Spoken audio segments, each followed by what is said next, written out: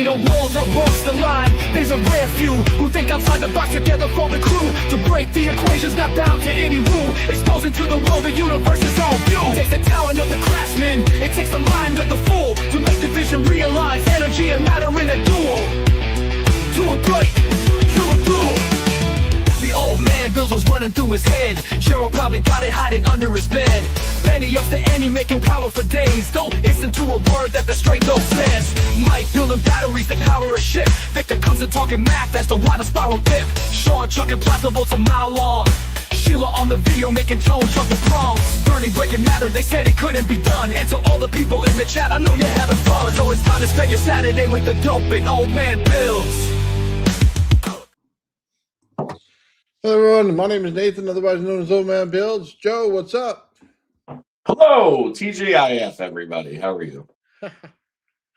All right, man. Dude, we had a fun episode today. I just want to shout out Dispatch Center, man. My neighbor, he's out there taking care of the chat, man. He always says hi to everybody that comes in and howdy. So, right on, brother. Nice to see you out there. Good job, Paul. Keep up the good work. Right on, brother. Hey, Lightspeed as well, man. He messaged me a couple times, man. He's almost got that whole device ready to go for the Gravity Flyer. Guys, we're about to take off. You're about to see a lot of Gravity Flyer videos. So just get ready for it. He's got that sensor system set up, man. He's got the computer thing. He's working on a few more bugs and details. And then we're off to the races, man. We're going to see stuff that we've never seen before. Yeah, that's almost a guarantee, that's for sure. And his work has really come a long way, and it's incredible. And aside from the physical work that he's doing on this array, just even the theories that he runs and everything like that, it really not only ties right into what we're doing here, but it ties into the deeper element of it. It's exactly what lives underneath the hood. But then not only once you pop the hood, it's also like what's there after you take the head off, and then you pull the pistons, and you get the cam out, and then you realize like, oh wow, we're deep into this thing now. Now we know what makes it go, and I love that part of it because I think it's important. I know some people don't; they see it as a little abstract or arbitrary, but I think that getting down to the nuts and bolts of it's important. Yeah, well, if it's going to be seen in science, man, it's got to do that. And then, Lightspeed's great at writing papers and stuff, so it'll get out there. So I'm just excited about it, man. It's something that we've wanted to see forever. And everybody's project, they dream of a computer program like this. Like everybody wants to get a hold of it with all the sensors and all the gizmos to it, man. It's going to make like a revolution on YouTube, but everybody, can get a hold of this thing. So I'm thrilled to death. I can't wait. I got the Gravity Flyer primed up and ready to go, dude.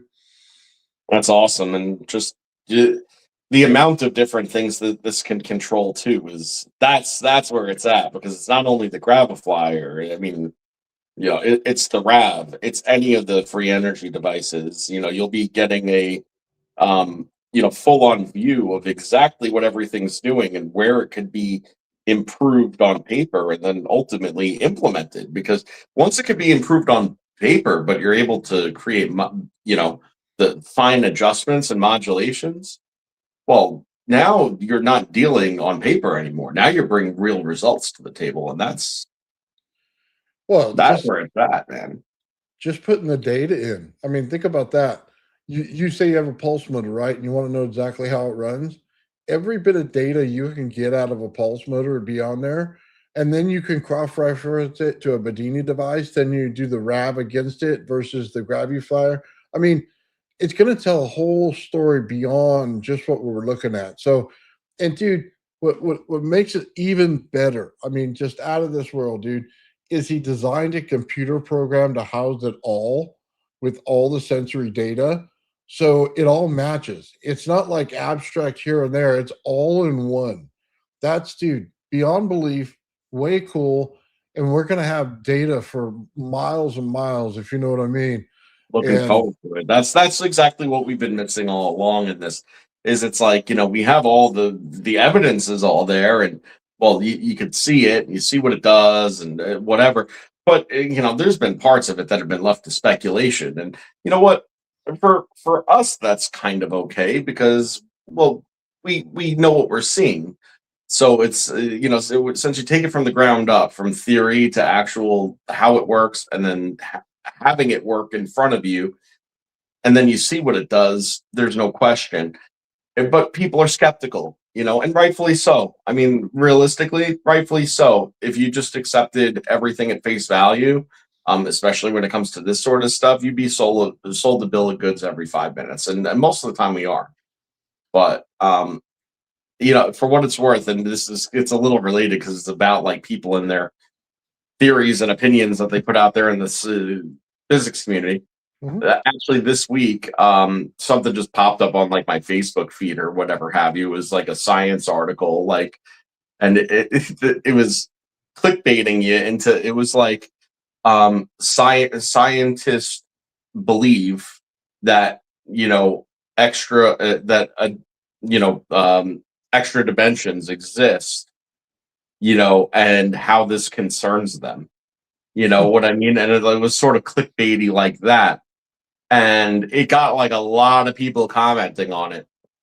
And I was like, you know what? This is a good opportunity just to be like, once science actually realizes, right? And then I went into my general spiel about what I think, right?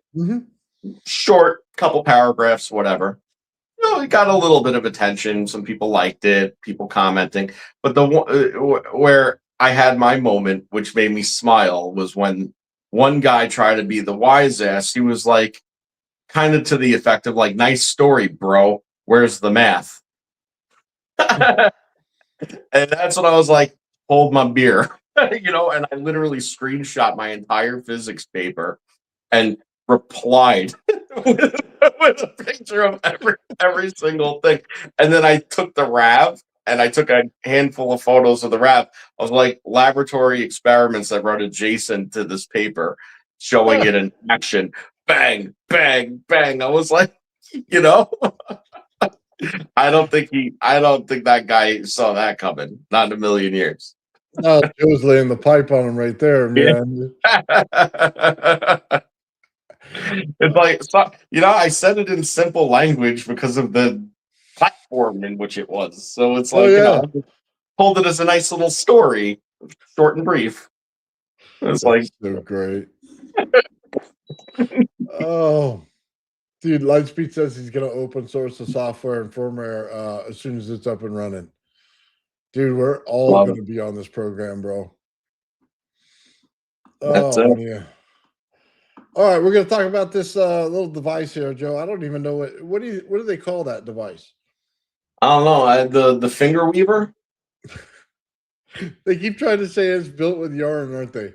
Yeah, right. They try to say that it's the different sized holes are so you could weave different sized fingers for gloves. I mean, okay, listen, I did hear one better, someone like looked at it and they said that the studs line up with specific celestial objects, and that if you look through the corresponding hole and line it up with the hole across from it, right, that you can gather, it's like whether it's navigation or time of year, there's like a whole bunch of stuff you could tell from it. But that was sort of how they try to frame it. Whether or not that's what it was doing is, I don't know. And that was the best I had heard, other than what we're probably going to talk about. What is it called? Dodecahedron?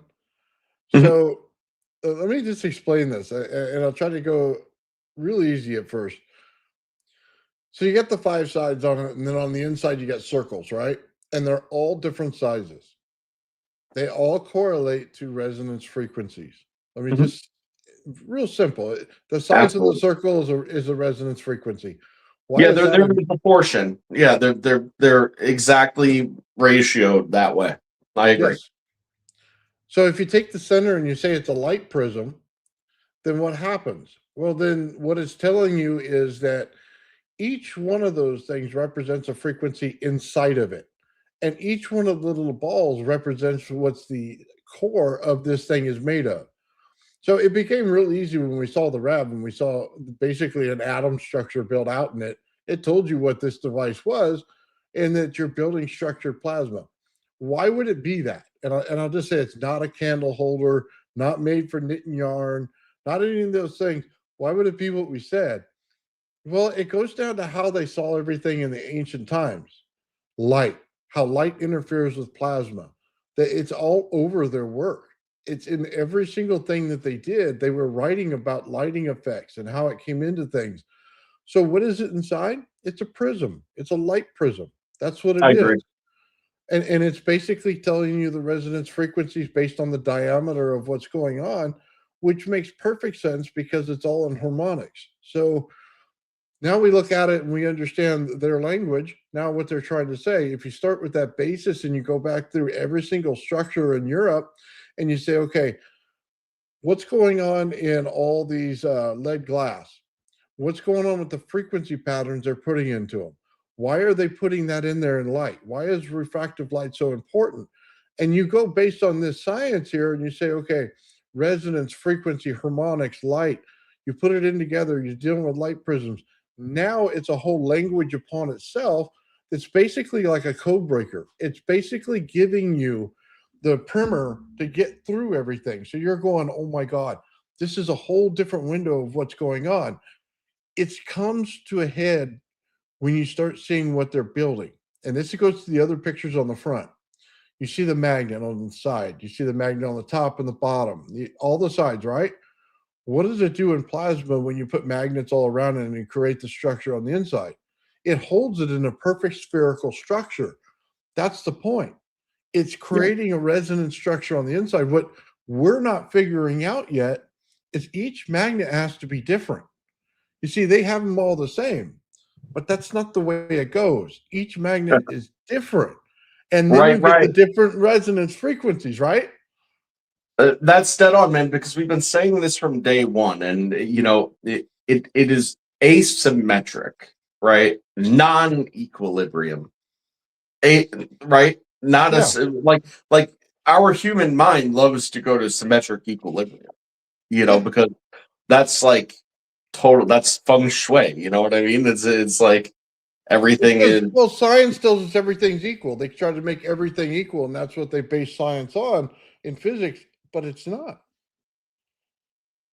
They try to say, okay, let's get a medium and make it equal, right? Like energy is conserved, but energy isn't conserved. It's not a mirrored effect. Well, okay, so you brought up a couple things without saying like some of the key points, I think, right? So go for it. The way that science looks at it, right, is redshift, blue shift. Okay. Yeah. Okay. And this redshift, blue shift situation, they feel is deterministic of being able to time or age or distance. They calculate all sorts of things off of this redshift, blue shift. But what do we know? Well, there's a couple of things that are problematic with that.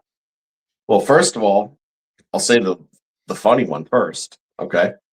Sean sent me a picture like yesterday where he has red lights and blue lights, lasers, literally laser spheres or satellites of the RAV in one of his configurations that are perfectly red, perfectly blue points, fixed position around it, separated on opposite sides of one another.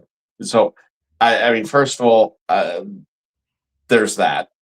Okay. But secondly, well, what do we know? Gravity and time, right? We know, and then my theory, right? Energy exchange being this major component in that. So, what happens when you have light, okay, that always travels the same speed, okay, but its time is different? Well, it may experience in that duration of where its emission is, right? A very long time in order just to reach a point where the time dilation is different. And then it's going to go transient at that point, right? Well, hold After on. it exits that time dilation. Is the speed of light the same then? You see, because speed of light is a variant of time. You See, it got it. doesn't Well, mean the now same. the speed is relatively the same, relatively, but is it objectively the same when your measures change? How could that be? No, no. How could that Can't be? be. It can't be. No, And it's a they'll condition of the say, but that's environment. not. Oh, hold on. But let me play the schmuck. Okay. But that's not what we see. That's not what we measure. Well, where the fuck are you measuring it from? Are you measuring it from the point of emission? I didn't think so.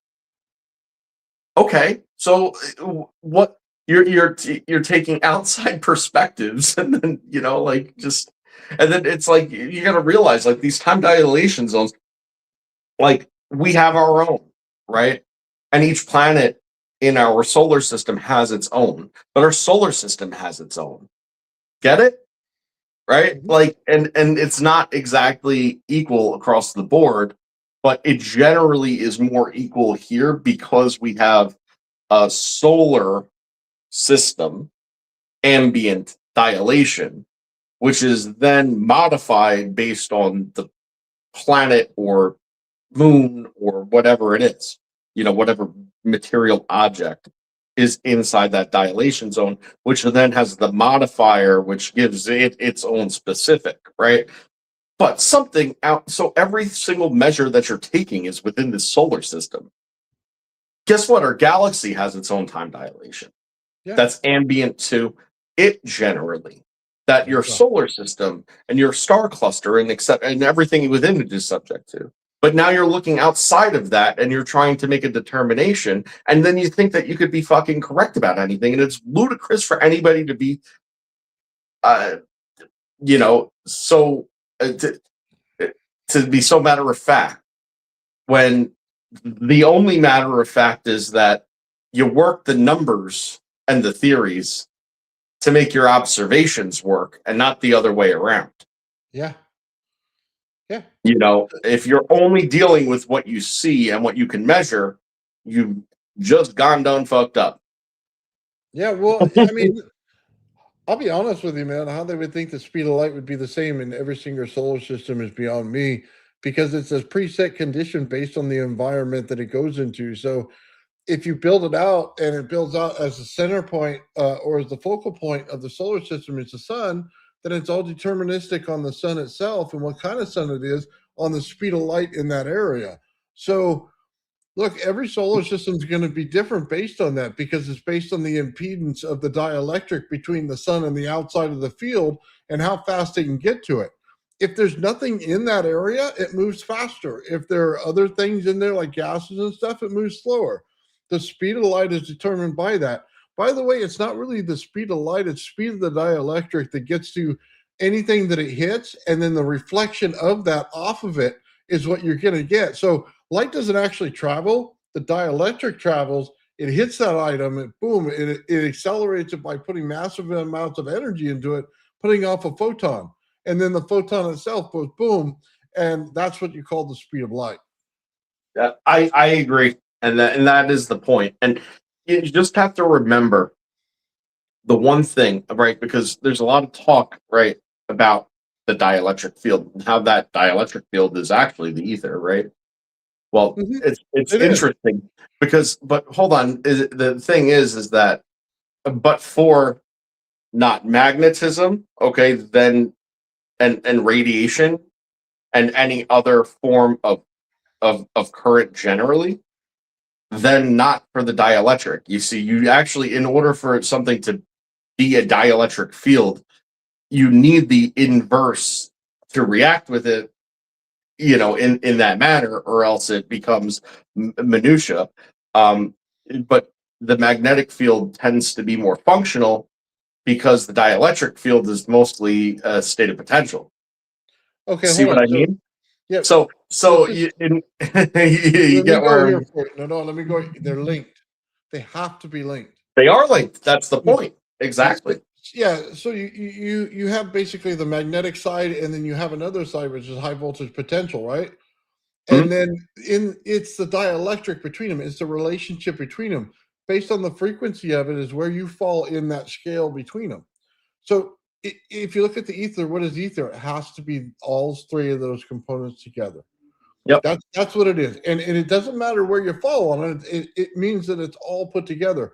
We normally see the dielectric part. We see the high voltage potential part, right?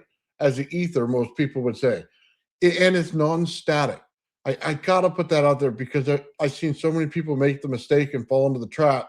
It's static. It shows up the same way on my oscilloscope. Static is a condition that you place upon the energy. Okay.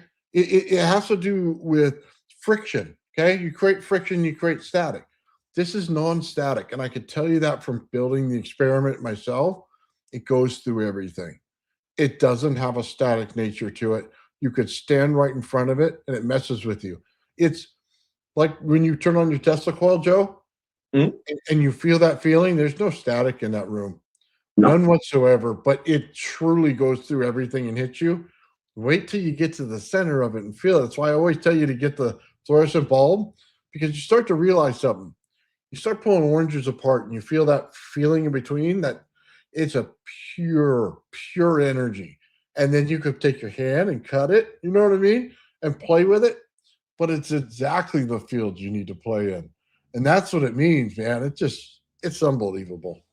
It really is. I agree. Yeah, but everything has its opposite to a degree, right? And just to show you how like dimensionally relevant things are, like okay, 3D for instance, right? With regular matter.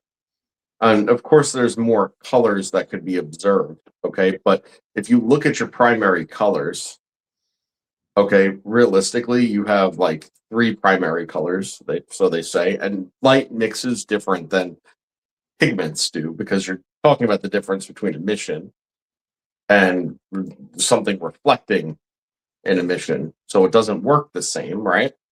But you primarily have three components. Okay. Now, if you look at your color vision, you have three color cones, and it's important to realize that out of that three, okay, all those colors mix together in different ways, creating more and more. And then out of that, the diffusion between them, okay, creates a spectrum of literally infinite colors, right? And that's the fractal situation that we're dimensionally dealing with.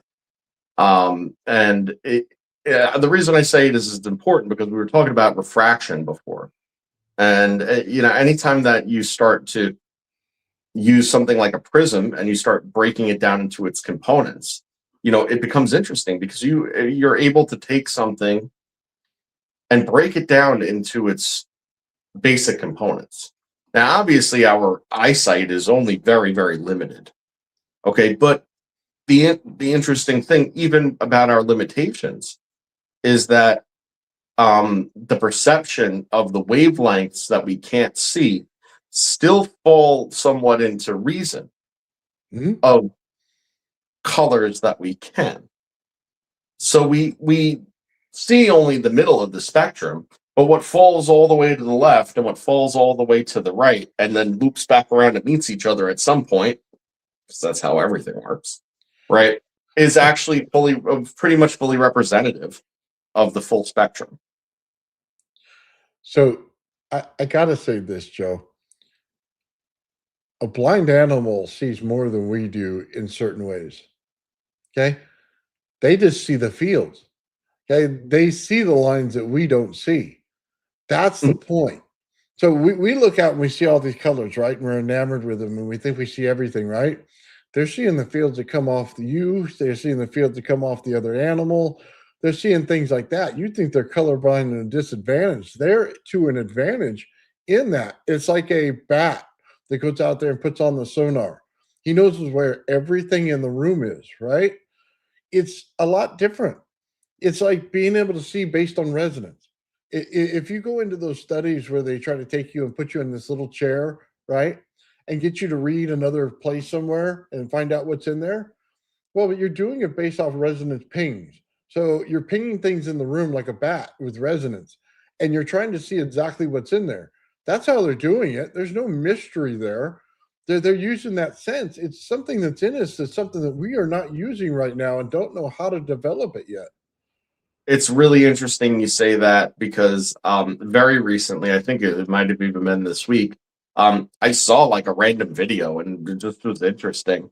I was talking to somebody who has been blind their entire life. And I'm not talking like blind, meaning like can see not that well or something like. I'm talking like their eyes do not function or they didn't have eyes, one or the other, whatever it was, right?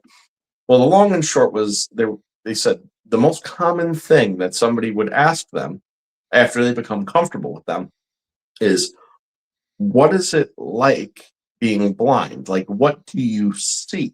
Do you see black? And they said that something that never really occurred to me, but really moved me. They said, well, being blind, I see the same as you could taste with your elbow. You can't. You see, it's so you don't, the answer is you don't see black, you just see nothing, right? But this is where it gets interesting. But they're like, but that doesn't mean that I don't have a perception, right?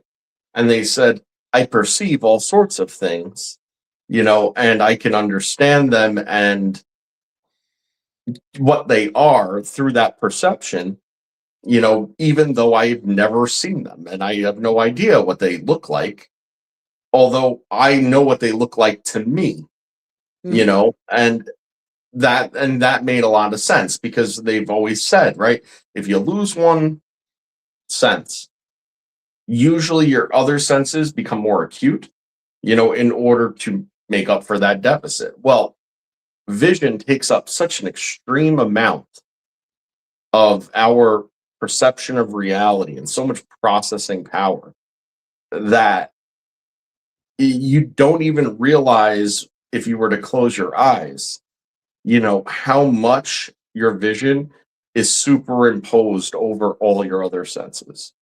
Mhm. And how those other things could easily fill in a lot of the gaps in its absence. It's just a unique way of thinking about it. It's interesting. Let's get back to the plasma for a second, Joe. Yep, yep.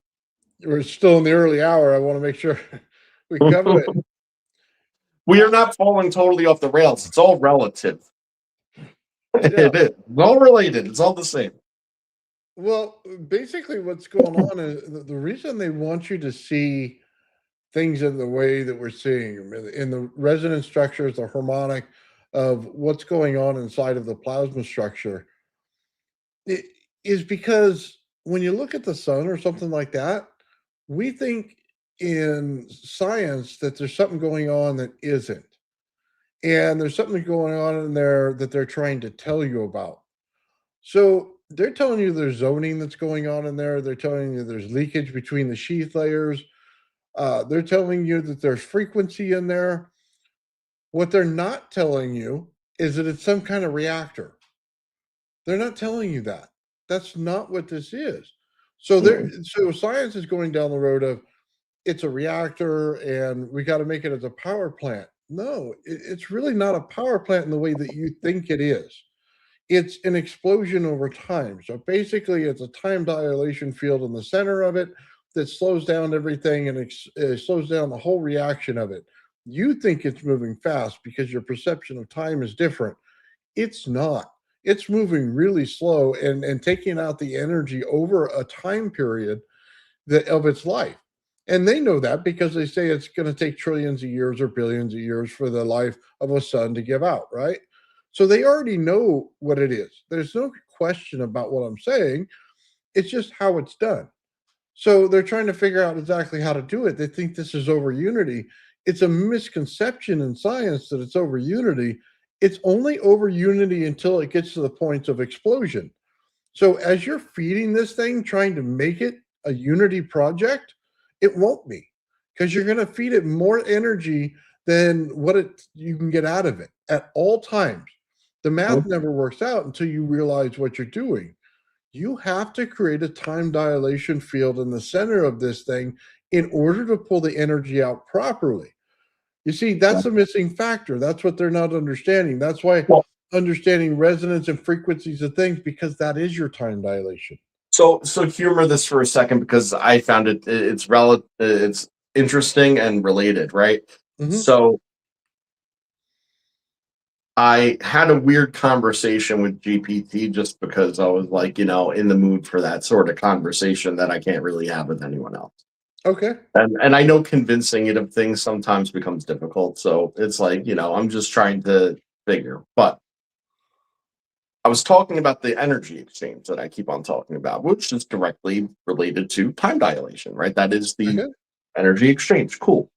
Right. So what I postulated, and it was kind of asking me, like kind of challenging me. It's like, well, what would sort of be the point, of this exchange? Like it's not really an exchange if only the energy is coming in. I was like, well, that's because it only comes in, like I said, no pressure in the system, manifest in relation to matter. And what it does is it tries to bring the matter into a high state of excitation. Okay. And if it's able to bring it into a high state of excitation, well, what does it do? It splits the electrons away, or whatever, however you want to think about it.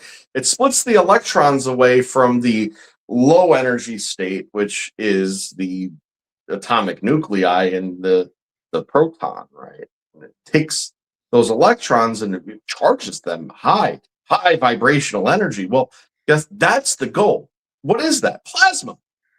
Why? Well, because when it loses energy, right? What we see is that energy does not go away. It goes into a state of diffusion, right? Except the high energy state that it's in dimensionally is the exchange. It goes back. And there's no loss. And this is what I challenged it on. It's no loss because we see it as a thermal event. We see it as whatever we measure it as. So we say, no, it's still there. It wasn't lost. But that's because the thermal event was only relevant dimensionally. Okay. It left that behind when it left at its highest energy state. So it's actually bringing the matter back into it in exchange for the energy. And that's the whole entire point. And unless if the matter that it's interacting with is no longer giving up the goods, okay, that exchange will exist. But as soon as the energy can't take any more plasma back, okay, to the upper dimension, then at that point it's depleted. And if you notice, if you look at all the dead planets, the depleted planets, right? Well, they have very light magnetic fields. They have very little energy going toward them. They're basically just being irradiated all the time because they've already been sucked dry. There's this interdimensional energy exchange with it. The pressure on the system still exists, only slightly, so it exists, but not significantly enough to maintain like what we experience here on Earth or the star,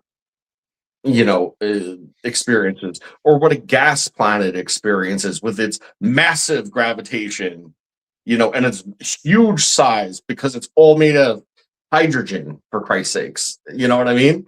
Like it's all Well, about hydrogen depletion. so check this out. They say it loses because of the thermal event, right? But energy can't be created or destroyed. So what happens? It has to loop back into the system somehow. How do you think it draws itself back in? See, this is why you do the coil experiment like Gerald does, because it creates heat on the outside. It creates the entropy in your system, so you're able to control where the energy goes. So in his system, it's basically a hole in the center, and then you got the geometry on the outside, right, of the coil winding. So what does it do? The heat comes to the outside. It enables the energy to pull in the environmental condition, flow directly into the dielectric in the center. But that's the exchange that you're talking about here, right? Mhm. So they say as it's a loss, like, hey, you're getting rid of heat, but where the hell is it going to go?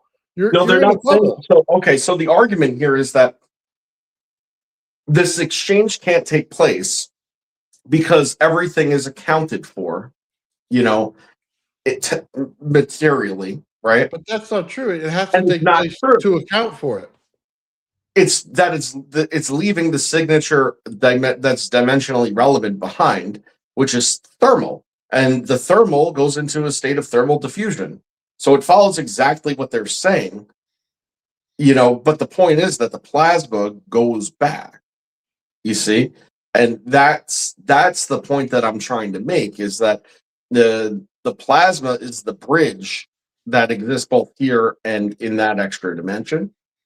And the reason that you don't see anything go away as far as what you can detect, right, is because no, the laws that you're observing are the result of what's happening, not the other way around. You see, it's leaving behind the thermal energy that you're saying it's still there. Look, it just turned to heat, and that heat went diffused, and now the heat is dispersed. Okay, cool. I don't disagree with that. The plasma went back into a higher energy state, and it's not here anymore. So prove me wrong on that. Well, there you go. And that tends to be the point, because the matter has to go somewhere. It's breaking matter. The whole point of it existing is that it's putting matter into this high energy state. You power the thing off, it goes away. Yeah. That's you get it? It goes away. But does it not exist at that point? No, It never that was not part of the exists. energy exchange all along. Yeah. And it's been yeah. doing that all along. Well, the whole time it was powered on, that was the exchange. It was taking plasma upper dimensionally in exchange for the energy output to it. Very cool. I like it. And how do we do it? By swirling things around. You swirl things around. That's how you do it. Oh, there's a misconception in the understanding of a solar system. Oh, it's all on this big giant flat plane, and it just sits there, and it sometimes moves around in circles. Okay, but that's not exactly what it is it? We're hurtling through a whole vortex, going through our what is it, cosmos, or I forget the name right offhand. Our universe. It goes through our universe, right? It's swirling through, man. It's a vortex. It literally is an exchange as soon as you see it. It goes from one side to the other. I mean, there's no getting around it. That's exactly what it is. It's going to be that way at the center. So if you say there's a black hole and it blows out to a white hole, hey, guess what? That's an energy exchange, isn't it? You basically pulled it into the dark side and then brought it to the light side. And one side has a side that blasts it all out. One has a side that sucks it all in. And there's exactly what Joe's talking about right there. Okay, hold on. So let's bridge the gap. So what do you have to do in order to bring in the 0 point energy, aka bringing in the fourth dimension? Okay, how do you do that energetically? Okay, and here's the answer: it's to emulate the dimensions of the upper dimension, okay, in 3D. And how do you do that? Multi-axis, okay, rotation. Multi-axis rotation. The more points of rotational axis you have, the more dimensionality your system has. Once you emulate the threshold of the upper dimension, you open up the door to that upper dimension, for that energy exchange to take place. Why? Because it creates an ambient. Okay, and this is important. Remember how I said matter brings it in by pressure. Pressure is resistance. Okay, but emulating it through electrical means or energy means, okay, creates an ambient environment for it. What does that mean? Well, that means no pressure. Well, that's better, isn't it? No pressure exchange? Yeah, that's where you want to be. No pressure exchange is superconductivity. No pressure exchange is superconductivity. Well, because you have laminar flow at that point. You have no resistance.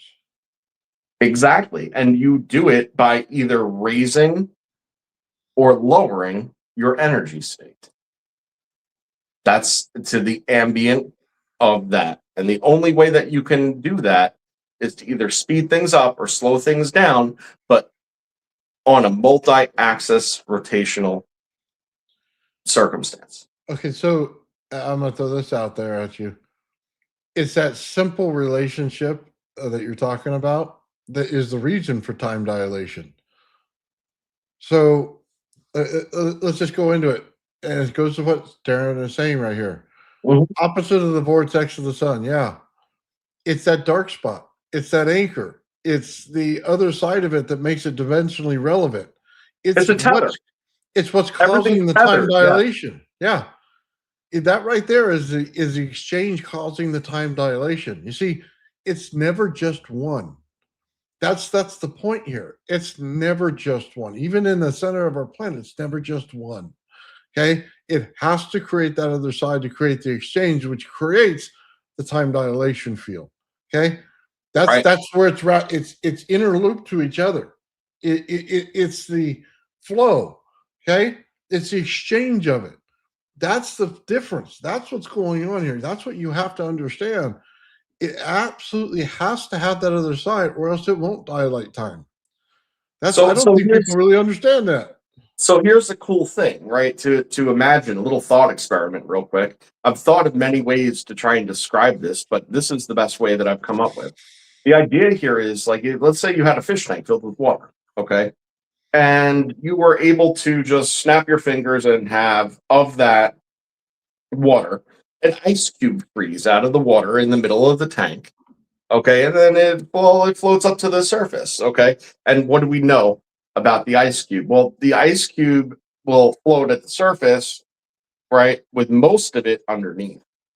Okay, but the very, very top layer will be above the water. Now, it's of the water. Okay, it changed its state. Okay, it's still in the water. The water is always surrounding it. Okay, like at all times. And if you could imagine, just for the sake of this thought experiment, the water that it's in can actually flow through it freely too. Okay, like the point is that the cube is there. Now, if you're on top of this ice cube in this fish tank, right? All you know is, well, I'm on land, you know, and this is the reality. And then even if you were to see the water, you really wouldn't understand what the water is like, you know, if you couldn't jump into it, suppose. And that's sort of the idea. Everything here is made of everything there. Everything here is also there amongst much other things. Okay? And you know, so what's the way to bring it in? Well, you got to become like it again. Right? So if you just make the solid ice cube water again, all of a sudden, you know, you're just part of the swimming pool again. Now, an ice cube could freeze up at any time, at any point again, right? Mhm. But that ice cube, it's pressure on the surface tension of the water, isn't it? Yeah, it displaces it a little bit, doesn't it? Yeah. Well, that's resistance. The buoyancy is resistance. It's the exact. It's not an analogy. It's exactly how it is. You know. I want to throw this out there because I want to make sure we hit home this thing with the plasma and why the reactor won't work. And I'll just say it as cleanly as I can. It has no other side to it. They're forcing a condition in which it'll never propagate in. It has no other side. So we talk about the exchange. So what was the importance of the double RAV when we did it? It was that one side exploded while the other side pulled in, and then it exchanged, and then it exchanged, and then it exchanged, right? But that's the point. It's an energy exchange. You capture the energy when it explodes or it implodes. Those are the two highest states of energy in it, right? So where do you capture it? In the energy exchange. Why is this so important? Because plasma physics will not ever create fusion without that. They will never get more out than what they put into it until they realize this fact. You don't get to pull it out 100% of the time. You only get to pull it out in 2 states, when it explodes and when it implodes. At those 2 And states. that's a really remarkable way to put it, because what that really means in physics, right, is that we're used to things, okay, being in a non-equilibrium state and then going into an equilibrium state and then staying in an equilibrium state after, for the most part. But what this is saying is that when one is expanding and one is contracting, and they're doing so in unison like that, well, there's only a very finite amount of time in the middle where that equilibrium state exists, meaning that it's continuously in a non-equilibrium state, reversing the paradigm entirely. Okay, and it's the reverse equation then, okay, of the pendulum and Planck's and the Planck scale. Well, what the fuck, yo? What are you talking about? Well, what I'm talking about is when the pendulum swings up, there's that moment in time right before it swings down where it's not in motion. And therefore, it crosses Planck and ceases to exist for an infinitesimally small amount of time until the reversal occurs. The thing is that moment, that infinitesimally small moment, is the equilibrium. Okay? Well, this is putting the shoe on the other foot, where the whole entire motion, except for where they cross in the middle, okay, is the out, the checking out of it. And when they cross in the middle, they blink in to reality, so to speak, the way that we would perceive it normally, right? For that infinitesimally small amount of time. Okay. So it's very cool. That's what I'm saying. It's very cool. Let me make this relative to people so they understand it. It's also entanglement, by the way. The Bedini spike is an energy spike without impedance. So what do I mean by that? The reason he's trying to capture it is because all of a sudden you get a massive spike that's not supposed to happen, right?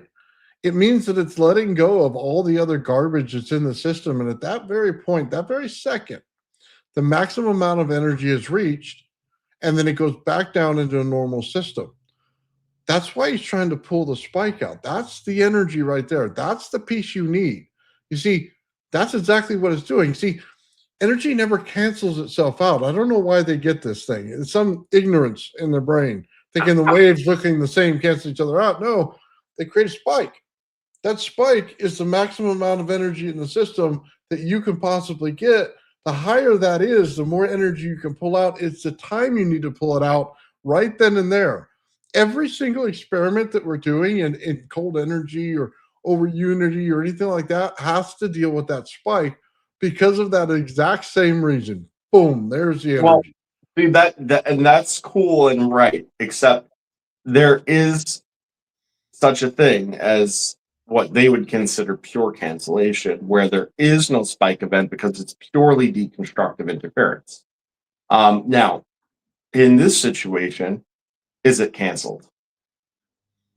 Well, but why? Canceled. Well, here's the thing. What did I just say? If you reduce the waveform, okay, in its amplitude to the point where it has no frequency, okay, then you fell off the Planck scale. So where does it then exist?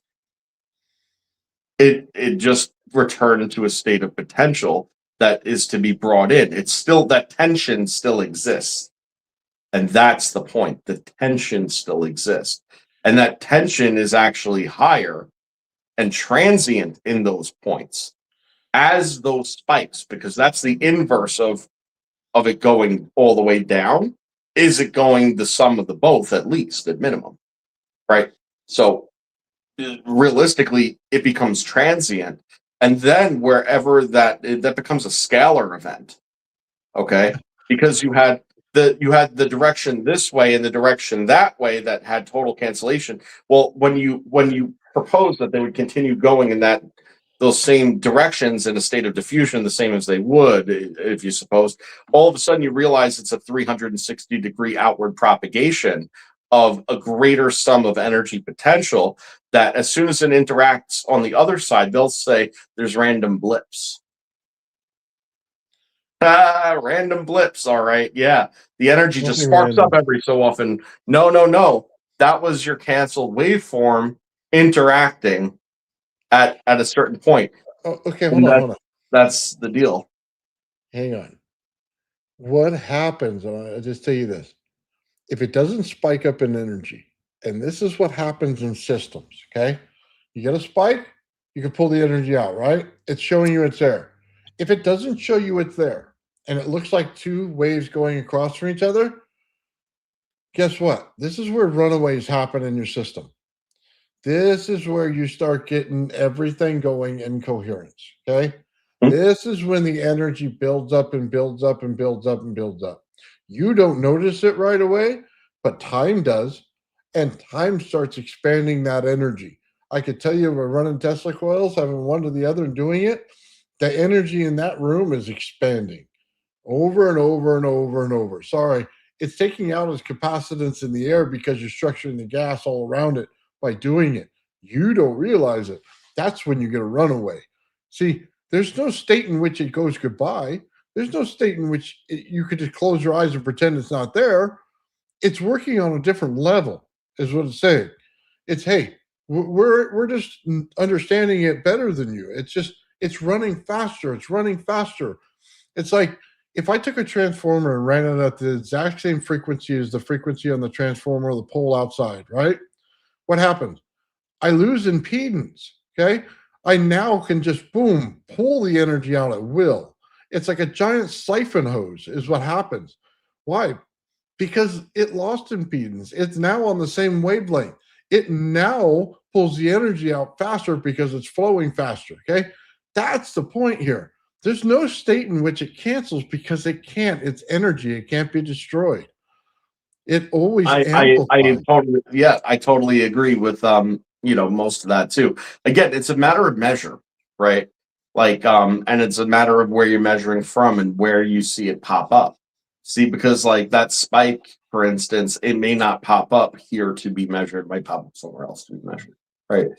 But there was a whole entire distance in between point A and point B in which it was undetectable. And they'll call that a quantum phenomena. You see? And that's not a quantum phenomena in the way that they try to make it all mysterious and stuff. Quantum is a joke, dude. It's a bunch of questions they don't have answers for. Instead of looking for the answers, they call it quantum. Well, to me, the solution is there, and everybody knows what that solution is at this point. That's my opinion. And I'm not, guess what? This is not my boat that I'm in alone. There's actually plenty of credible people that, I know. that think that this is the same thing. It's just hard to say that, there's this, a non-existent probability that just, it makes it super predictable, except it's undetectable. And it's undetectable because you're not looking in the right place for it, and you can't sit there and just have to verify with what you can measure all the time. Knowing, and the thing is, they know this. Look at all the stuff that we're doing right now and how they're letting technology out of the bag militarily, which should tell you a lot about what they really have. We've been telling this for a long time, by the way. Oh, we've been saying this for a minute, but if they're letting that cat out of the bag on all sorts of stuff, you got to realize what they really have. And here's the problem. I don't know what that next level is. Well, I mean, I do. I know what it is. I'm just saying, do you think there's there's always got to be, you get to the next point. The point I'm making is you get to the next point, right? And you realize there's other places to go beyond what you even realize. That's the point I'm trying to make. Oh, okay. So once you achieve everything that we think, what lies frigging beyond that? Now, that's for probably the next generation of thinkers. You Why? know, I'm not slowing down. I'm not slowing down either, but I'm just saying, like, I mean, that's a tough one, man. Yeah, Uh, I just want to real quick, Joe, if you don't mind. Magneto Frico helped me out on my Bedenia device. I want to say thank you. Oh, Uh, awesome, dude. That thing Great came out great. advice, dude. He's been checking out my wiring and stuff and helped me out. And I got some problems in the system, and he helped me iron them out. I just want to say thank you for doing that, man. It's been totally awesome. So, but yeah, look, I just got to say this. I think they're random events, okay? It's because they don't have something to measure them yet. And you know them. As soon as they get something to measure them, it goes out of quantum realm and goes into the regular realm of regular science because they'll have a definition and a math formula, okay? That's all it is. It's not so much random chance, it's something they don't understand yet. And once they understand it, it becomes they'll stop all the garbage. They'll stop saying we live in the matrix or some of their stupid stuff that they want to say. You know what I mean? Well, I don't know. Like, the Matrix isn't necessarily the worst way. I mean, to think about it. I mean, I know that. I don't mean it in the science term of it. I mean it as the movie. We live in the Oh, matrix like, yeah, kind of thing. like a Yeah, full I'm blown sorry. simulation. Yeah. Yeah, I think it's a little like, I think it's a little more complex than that. And frankly, the saying goes, right? Like, if it is a simulation, is it real to you? Then it's real. And you know, y- you can sit there and pull the veil to the side and see what's behind it, and then realize that there's only another curtain. And you could pull up all the curtains and understand it all, but at the end of the day, what's it matter? You know, you just gotta do what you can, you know, with what It, you got. Do what you can oh with my what you God. got. Okay, so let me just say this. Why does it matter? I love this question. Okay. Why would something matter if you knew how it was built? Well, that's the approach that I take with it. You see, Okay. I feel that in order to fully understand what we're doing here, it's important to know how it works there. Okay. That's So what I believe. let me just put it this way. I know a lot of people hear this stuff, but that doesn't sink into their head. When I tell you we're in gas right now, okay, it doesn't make a whole lot of sense. And you go, okay, well, let me Google it. What are we in right now? Okay, well, there's gas all up in the upper atmosphere that's very thick, and then you get down here and it gets thinner. But what is it saying? It's saying we're in a gas field. It's a pressurized environment.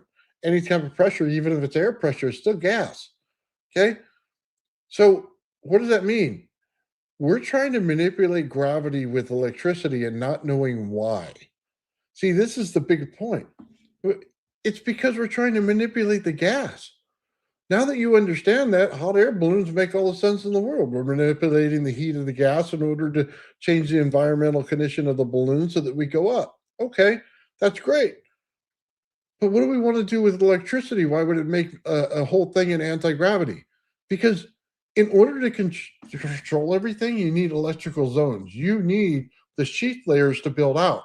Once you build the sheath layers in electricity, now you understand why you're zoning gas. Okay. Now you can get your mind around what's going on. Before you were just pissing out electricity like you were farting out thunderstorms or something. But that's not the case here. We're actually trying to accomplish something. We're trying to take that gas structure and making it laminar flow, going in different directions in order to break the gaseous structure around it. That's important. Not a lot of people understand that in anti-gravity. You ask them why you putting electricity into your device. Well, I heard T.T. Brown say we go up. Okay. Well, that's not an answer. The answer is because you're structuring gas. And then you get into it and you say, okay, well, we're in a gas environment. That makes all the sense in the world that's the playground you're playing in. If we put it in water, you say, I'm structuring water. Okay. What are we dealing with in going into that? We're dealing with the radiation zones of both. That's the key. You see, now you understand why we're building it. Why do we have to worry about radiation in this whole thing? Is because it structures everything. It is the structure of the sheath zone itself. That's the important part. So if you know how it's built, you know how to play with the environment around it. If you just say blew thunderstorms out of my ass, okay, you'll never make anti-gravity. You'll think No. I'll just fucking blow it out everywhere. I'll make it bigger, right? It'll work. It'll work. More power to it. No, it won't, because you're not structuring anything. You're just farting. Okay. That's it. You know what I mean? There's a You know, huge so difference. this is great. Everything you just said and farting. All right. And I'll tell you why it's great. All right. Well, we were talking about detection before, right? Now, think about this. What is, as far as sensors are concerned, okay? What is the one sense that we have, okay, that they have the hardest time creating a sensor to emulate? Well, you could pick up a sound easy. You can record any of the light spectrum, right? Record any of that. Pressure sensor, that, I mean, that's probably the easiest one, right? Um, Realistically, taste, is probably more difficult because, albeit it's subjective, there's chemical tests, right, that you could put in to get positives or negatives for, taste components. So it's not like that's very, very difficult either. That's a form of detection. But smell, you see, there's very few things out there that actually emulate smell, and I don't know. Sorry, I know you got a train of thought. I'm just going to break it for a second. They've come out with a no, lot of sprays that emulate smell very well. Like they get a spray, you can spray it and it smells like fried chicken. They got a spray that smells exactly like the gas you pass into your body. no, I'm talking about to detect the smell, Oh, to you mean detect a broadband spectrum of smells. okay? Okay, you could break down something chemically, but that doesn't amount to smell, and things like that. And the reason I'm bringing this up is interesting. All right. Okay, And go it's ahead. relevant to what you were saying before about that you need to pump all this power into it and whatnot. And how, well, listen, everything has a field, okay? And everything is in some kind of state of degradation, through this energy exchange. All right. The matter is being taken into little pieces, very, very little, you couldn't even see it, pieces, and entering into super high energy states. Okay. And they disperse like a plume around whatever it is for our nose to pick up. But the thing is that these particles are so small, there's in such a high state of, because they're so small, even the ambient environment is enough to bring them into wildly high states of excitation. So when you're picking up a smell in the environment, you're literally picking up the essence, right, of everything that is. And it's crazy to think about because it goes to what you're saying about you got to put all this power in. No, just as it is, a small amount goes a very long way. Mm-hmm. But where does that smell really exist? Now, yeah, yes, it does exist here. Okay, but a smell itself, I don't know, is like a native function of three-dimensional reality. It's just something, it's a leftover, I think, of the energy exchange relationship. And the same as I said, well, it sheds it through, through heat, or sheds it through this. It's the same thing. It sheds its chemical composition at that point because it's so small and particulate. Yeah, it's an effect. Exactly. It's an Because effect. Like there's no light is an accumulation of the effect. smell of cookies around your house, right? You get what I'm saying? God, I love cookies. Even if you bake cookies every fucking day, there's no cookie smell accumulation that that occurs. That doesn't happen. So where's all that particulate go? Well, the idea is it leaves behind its quintessence and then goes away because it's in such a small state of high energetic or low energetic state, whichever. So it's just something to think about. You don't need to pump all the power in. It plumes. It goes. It'll go out. It's all about vectoring. It's all about controlling the direction. What directions and the interactions? How many axes? These are the questions because these are the differentials. Well, okay, it goes to more than that. How is a gas being held together? You see, that's what people are not understanding. It seems like an invisible force to them. They don't understand that there's dielectricity holding the gas together. It shows up when you get in the upper part of the atmosphere and it expands. The energy is there, the gas is not. Okay, it's it's showing up, and you're not paying attention to it. The energy's already there. Once you structure it, now you can maneuver the energy. See, this is the whole importance of learning how systems work. Okay, do you control it in the beginning? Do you control it in the middle? Do you control it at the end? Why does blowing a few horns control it at the end? It's because frequency itself is a control mechanism of the energy. Therefore, if you want to create it in zoning, you must control the frequency itself in resonance in order to do it. If you don't do that, you can't control it. Okay. What That's you why, automatically do when you add a stabilizing spin to something, yeah, by the but way. that's Because not what, anytime something's spinning and it's stable and it stabilizes, there's going to be an inherent frequency and resonance. but And that's not what people are seeing, Joe. If we yeah, sat there with a bunch of monks and they're blowing horns, they just see, oh, they're making a bunch of noise. They're making sound, right? They're not seeing the structure beyond it. right. You see what I'm Well, the saying? If monk might. well, the monks do, but I'm saying The monk might, you know.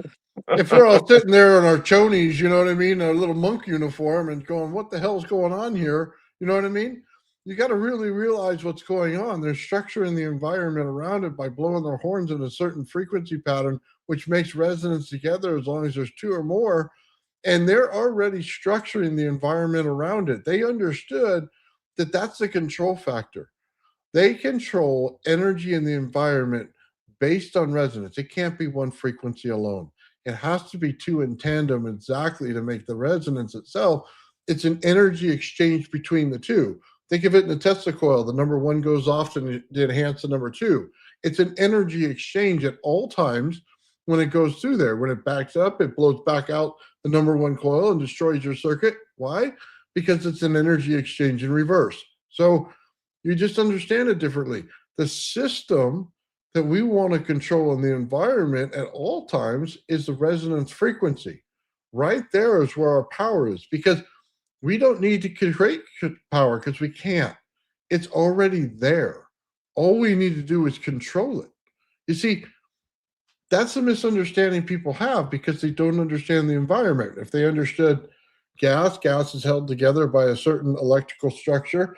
Therefore, there's energy at all times in between each molecule of the gas.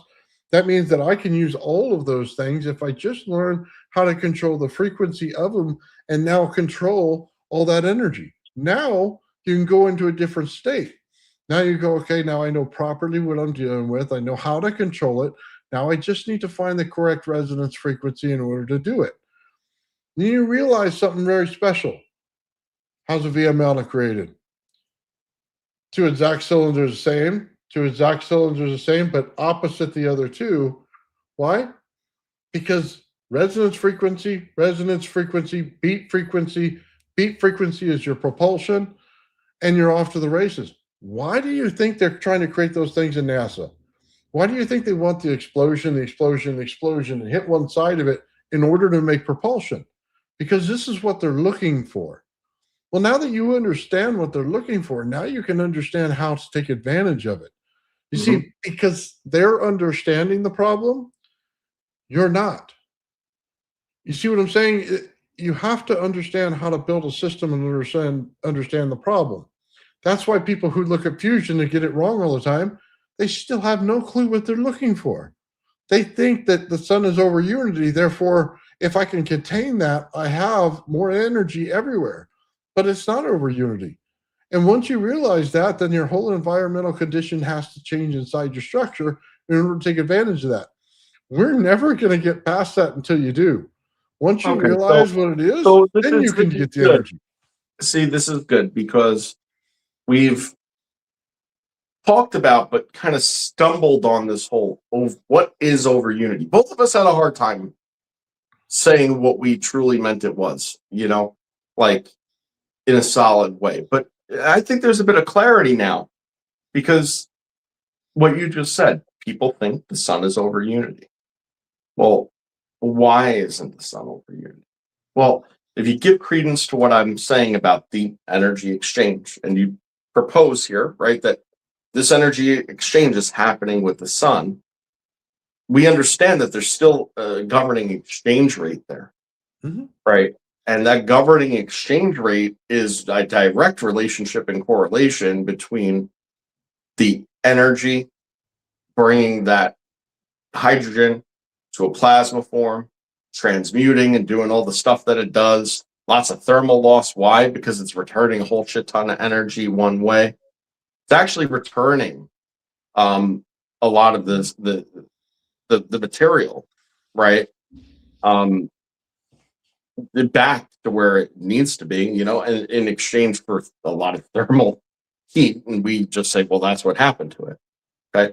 But now check this out, right? That's still resistance. That's huge gravity, huge exchange, but a huge exchange rate, right? Oh, if that means that over unity means the exchange rate is opposite of that. The exchange rate is no resistance, where it just is open up and available to come, without that matter interaction necessarily, without that extreme feedback, just by, and like I said, I believe that occurs when you emulate the high energy states in the proper vectoring. It opens up that zero resistance pathway to the Matters energy source resistance. itself. Matters the impedance. Matters the impedance, which So is exactly what I'm saying. Right. That's exactly what I'm saying. So you have to utilize plasma as a non-matter energetic force. Yeah. A free flow of in energy. a multi-vector fashion to create a non-resistance portal, basically, to the energy source itself. It's exactly why Jupiter has a higher gravitational field, because there's really no impedance to it. In Earth, we got a bunch of matter, which means we have impedance to everything. So we have a low gravitational field compared to it. That's really the answer. The sun is the same way, has a very low, you know what I mean?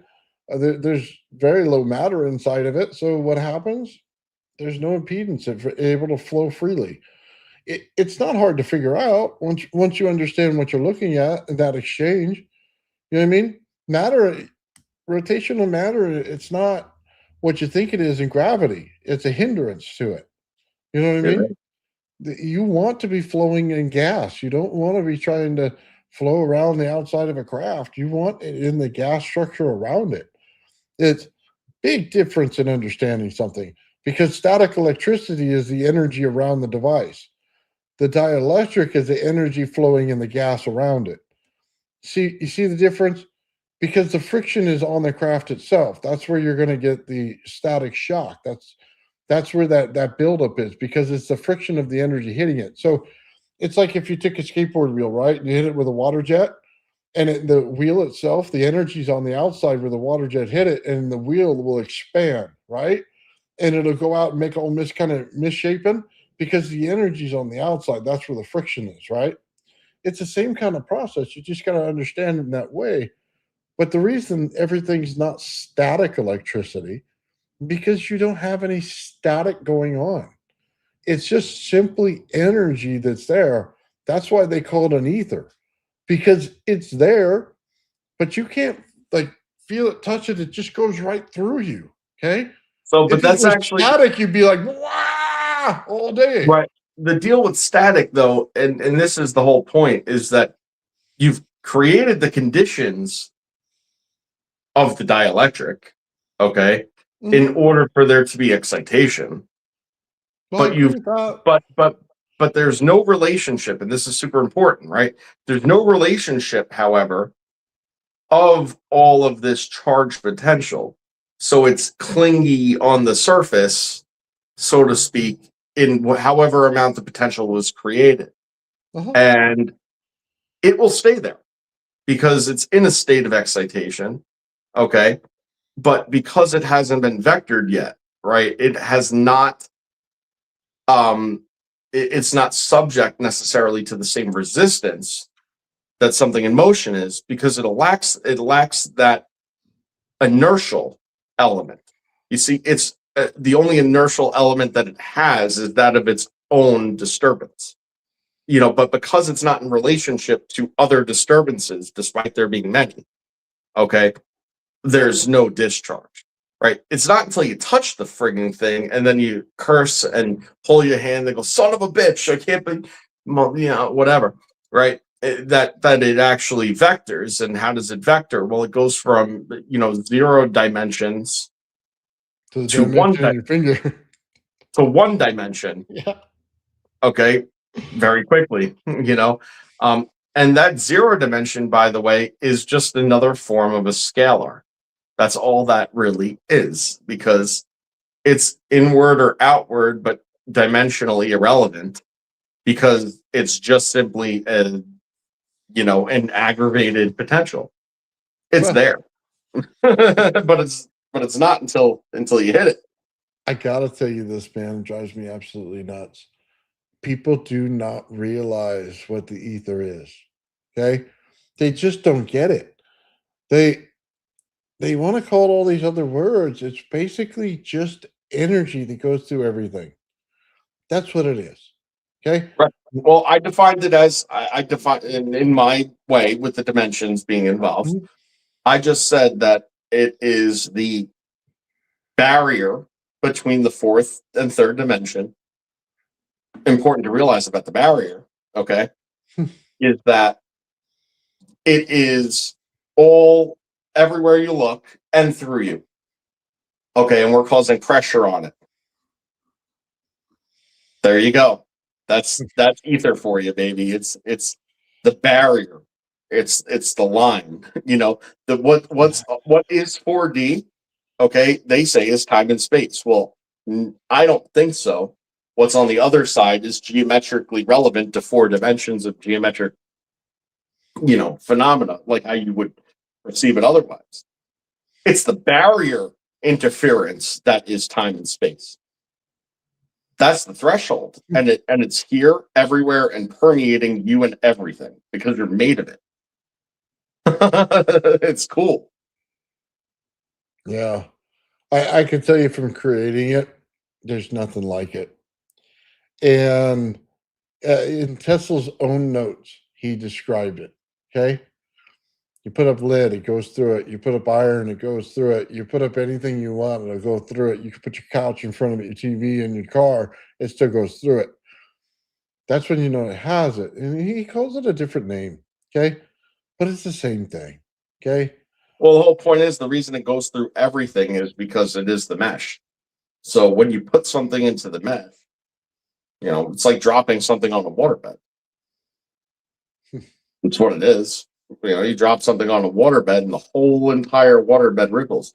If that waterbed was the size of the whole house and you drop something on it, it'll still ripple the whole damn thing. Hold on. Stop. Okay. I'm not going here with you.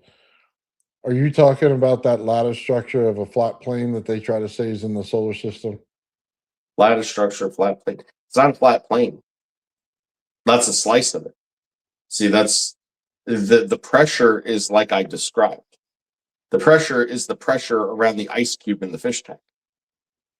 But it's inside of it and it's all around it. It's just the pressure. It's not a plane like that. And because it permeates, it's everywhere. And it's everywhere, including inside of everything.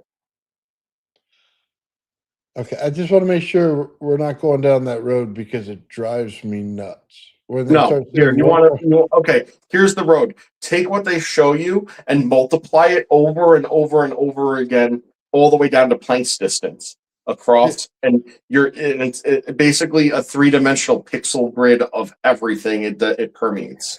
Okay, If you want to see it that way, I mean, whatever helps your head. it drives me nuts because it goes against. Oh, There's no flat plane. No flat plane. There's no flat plane. No flat. It's not even flat. It's a It's C, brother. spherical. The energy It's is spherical. It's not even flat. I don't even know why they would come up with that. I mean, what kind of jackass makes some flat plane and think it's going to work at like a surfboard on water? It doesn't work that way. The only reason water exists in the way that it does is because it has a 360-degree Okay. sphere. Yeah, I know. Okay. Hold on. I know why they show it that way. I don't like it, and you're not going to like it either. But I know why. It has to do with inertial motion. Okay, because it's representing that flat plane as the inertial motion of the matter in space. Okay, so it's supposing that there's motion involved, and that basically whatever the leading edge of that motion is what they're showing you as a representation of the bend of that flat plane. That would be, then they'll point at it and say gravity and time dilation, right? That's what they'll do with that flat plane thing, right? But that's not how it actually is. It's how they choose to represent it, and everybody believes it because it's simply represented that way. Oh, it's so ignorant. It's why we don't understand things. Because when you start talking like that, then some jackass think you're riding a surfboard, and then they start describing it as a surfboard, and then we end up in the stupidest thing in the world. Like, oh, we got to get the bubble to turn this way inside this so that it goes like this. No, jackass. You're avoiding that whole situation altogether by creating the bubble. You are no longer relevant to that whole dimension of energy. Okay? No longer relevant to it. You are not on some flat fucking plane. Wait, we're disassociating them somewhere? Are we disassociating them down dimensions or up dimensions to get rid of them? It's just, you're not involved in it. Dude, it's so bad. Like, I don't even know how they come up with this garbage. Like, did they not do any experiments whatsoever and just fucking pulled shit out of their ass? I mean, it drives me nuts, man. It's like saying Y1 and Y2 or T1 and T2 is not a fucking straight line. Are you kidding me? Well, Nathan, I could come up with devil's advocate Oh. reasons why they probably came up with it that way. But honestly, I have no idea. And anything that I'd be saying is just speculation. I mean, truthfully, is it that they understand it? They could show it that way. So that, and that's all anybody needs to know, because whatever, is there a more significant reason that they show it that way? Like, hey, you know, Oh my God. Okay, like Joe. they don't want people to figure shit out, or the most probable is that they show it that way because people don't think about this shit like you and I do most of the time. So for the general 99.99% of people out there, that's good enough. Okay. It's like judging distance without a time factor involved. Okay. Alpha Centauri is this far away. Okay. Where is it in the flow of the vortex that's going on in the universe? That's what you, well, we didn't calculate that. Well, why didn't you? Because if we're in a vortex and it's in a circular form going like this, right? Well, if they're behind us, then if you created a bubble right there, the time that it takes to get to them is much faster, right? But if we tried to go upstream, then it would be much longer. So time is relevant in how you get there. Is it possible for them to get here if that time is shortened? Absolutely, right? It's based on where you are because of the geometry of the structure that you're in the vortex that you're actually in. It doesn't matter the distance. It's so many this light years away. Okay, but that's not relevant. It's relevant as how much time it is in where your position is inside the vortex.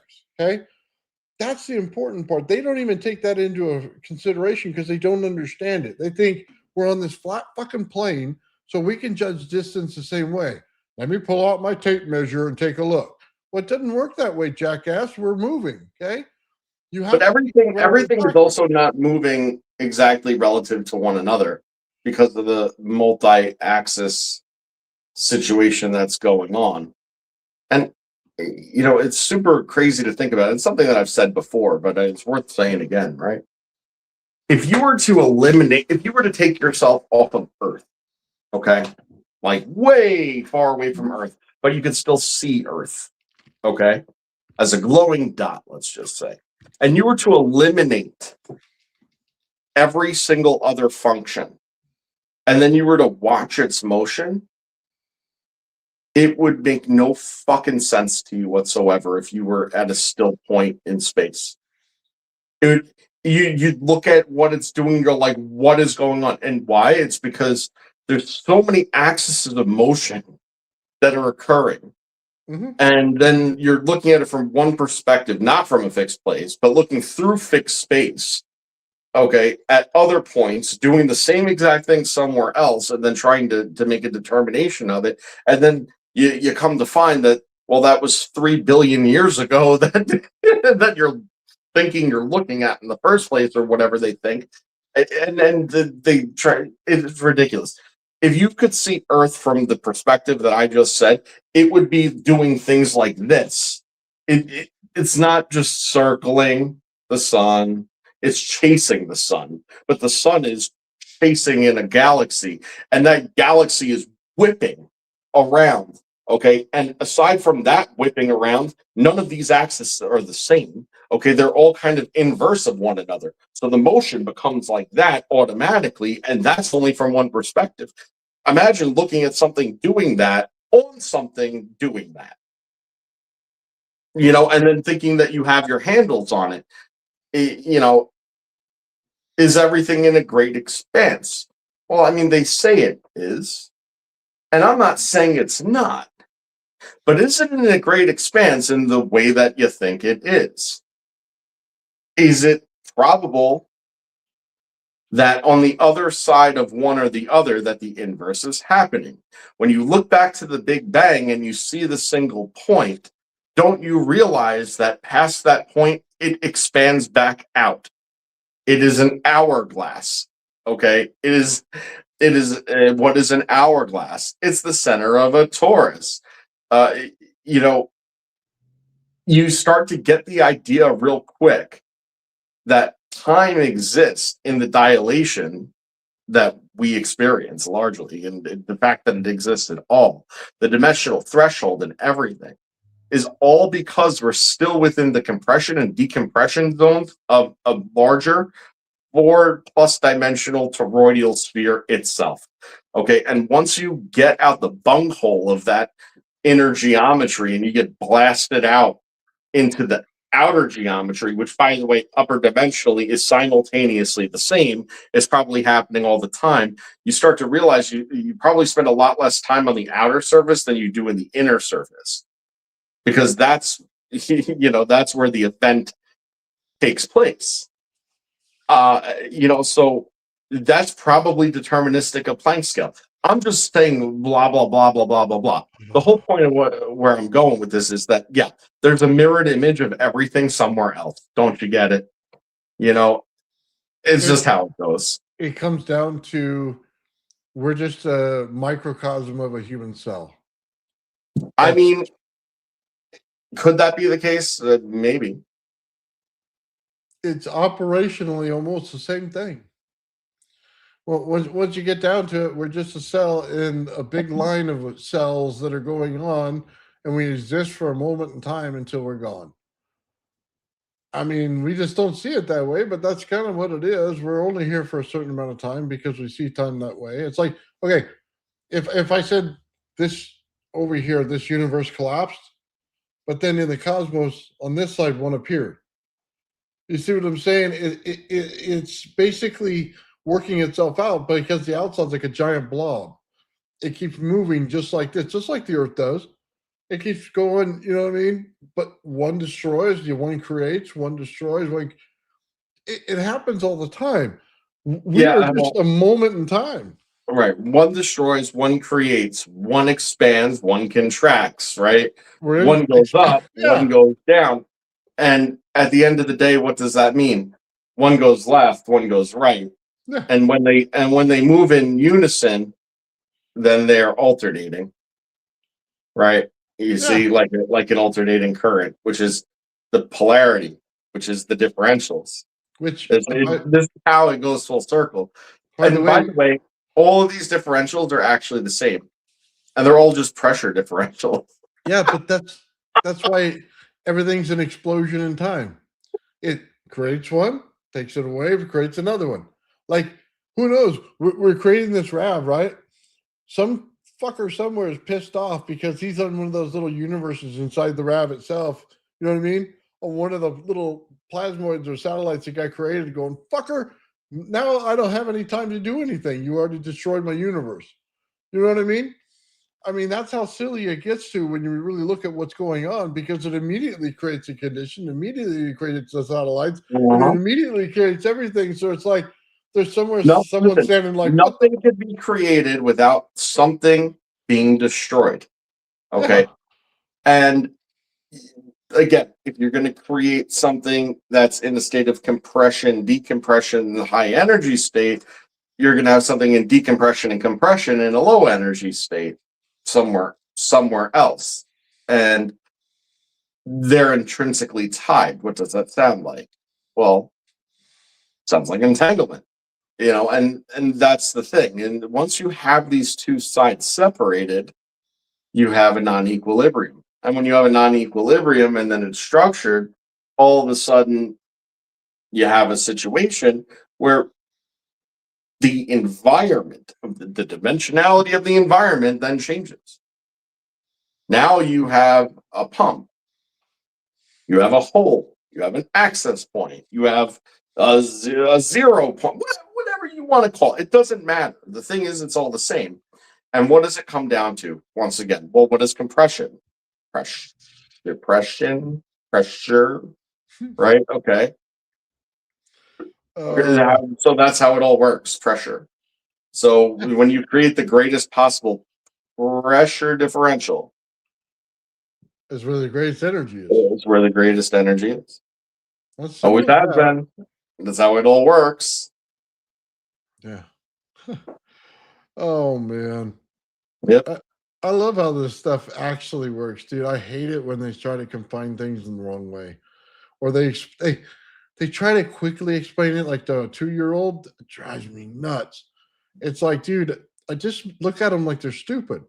You could have explained it the right way and just been smart about it, instead of trying to dumb us down and make it something that's not, because you're the reason for the misconception.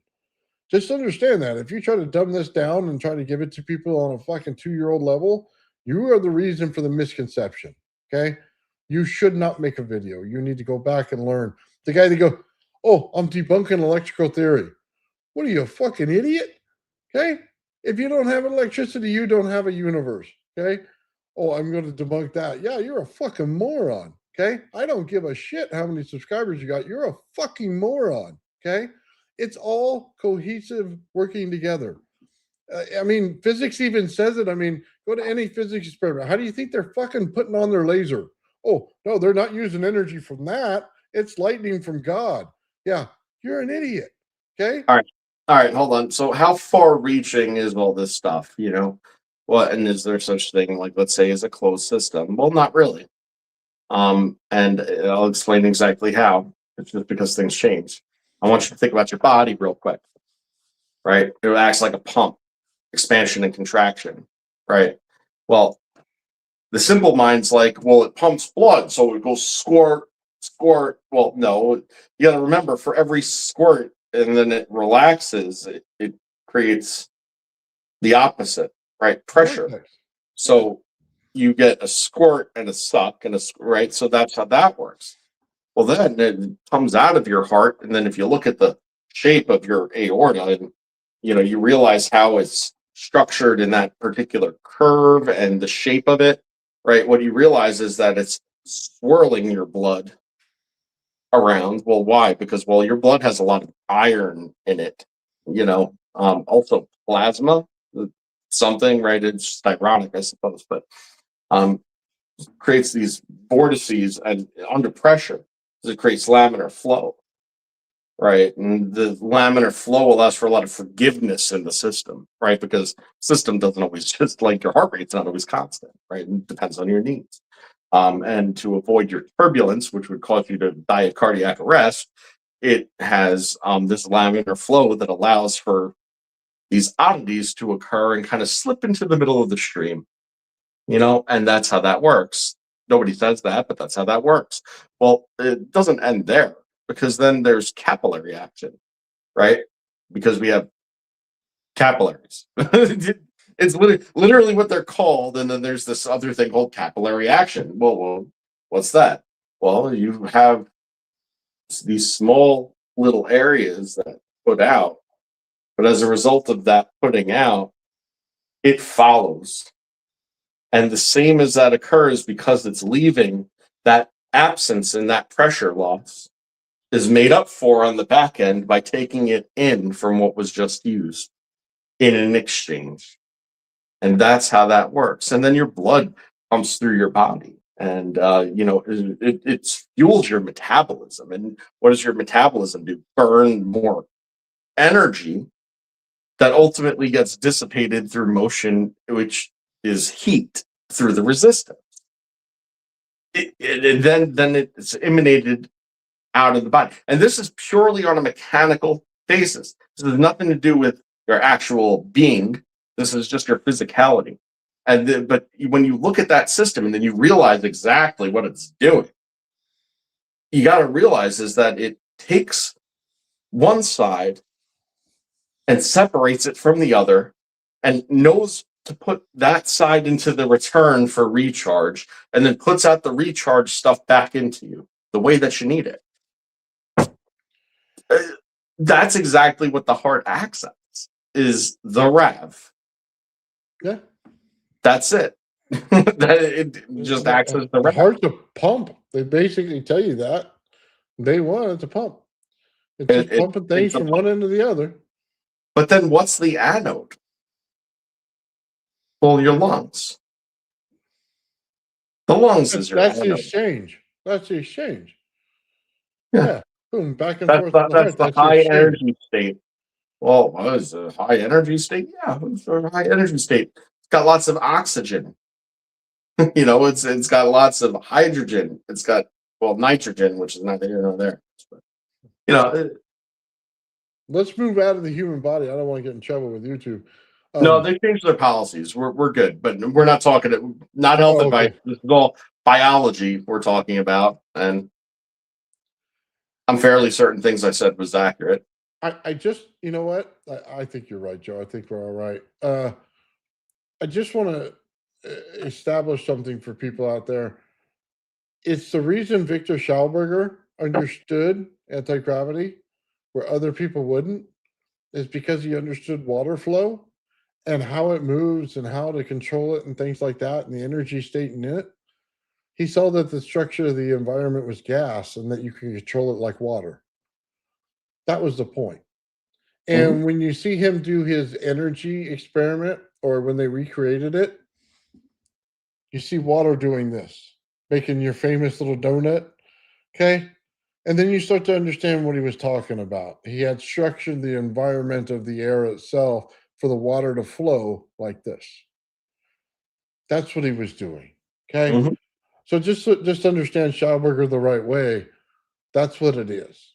Okay. He saw the gaseous structure like he saw water, and he saw how to control it. Okay. That's when you get to a different state of mind. That's what we're trying to bring you into here when we're talking about the human body, or we talk about, you know what I mean, space, or we talk about, you know, any kind of project you're working on or whatever it is. If you can understand that, then you have it. Okay. It's the same concept over and over again. Nature has a funny way of repeating itself again and again. And when you think it's not repeating itself, it just changed the environmental condition, but it's still repeating itself.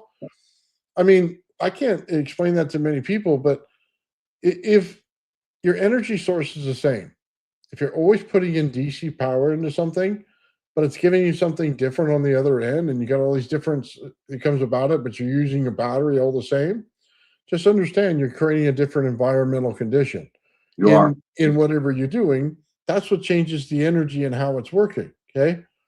That's the condition. That's what we're trying to say here. The energy is the same throughout the entire cosmos, no matter what you do. It's how you confine it. It's how you pressurize it. It's how the environment works around it. What condition did you put it in? Okay. I'm That's going to say something really weird, man. Go ahead. And this was actually probably one of the deepest things that led to my level of understanding of all this. Okay. Oh. But probably one of the most benign things that you would never think, okay, is the closest thing to an anti-gravity device that we have, that does not act as an anti-gravity device at all in its function. Okay. And that is just a Dr. Brown's baby bottle. Okay. A Dr. Brown's baby bottle. Now, there's a reason for this. All right. They're gasless, right? So if you think about it, what it's doing is you have the baby sucking on the bottle and creating a vacuum inside the bottle. Okay. And along with that would usually come, difficulty to keep on sucking out of it. Mm-hmm. But babies don't want to keep on, they don't want to stop. And that means that they'd be taking in a great deal of air. So they came up with a way to be able to regulate and alleviate the pressure inside the bottle, okay, without there being any leakage of the liquid, because that's key. Because cool, it's easy enough to vent the bottle, but it's not easy to vent a bottle to allow the pressure to release without letting the liquid out, right? Mm-hmm. So we're dealing with a lot of different things here. We're talking about phase differential between gas and liquid, okay, holding a vacuum enough that there's still a back pressure, an unequal exchange of resistance, okay, and still managing to allow it to vent. Now, how do they do this? Well, they did it by having certain geometries, okay, and the geometries are this. There's two things. Okay, there's one that's a tube. The tube is wide at one side, okay, mostly untapered. Then a taper that's at a very specific angle, which is probably close to golden ratio. Okay, because what comes out of it in a very short duration is 4 times smaller, exactly 4 times smaller and centered. Now, what you notice about this, if you're dealing with water, okay, is if you introduce water into the large part of the tube, okay, it will actually start to vortex around the large part of the tube, and it will, without any effort whatsoever, go from that size all the way down tapered 4 times smaller, continue to spiral down the smaller tube, and blow out at a much higher pressure, right? All that makes sense, right?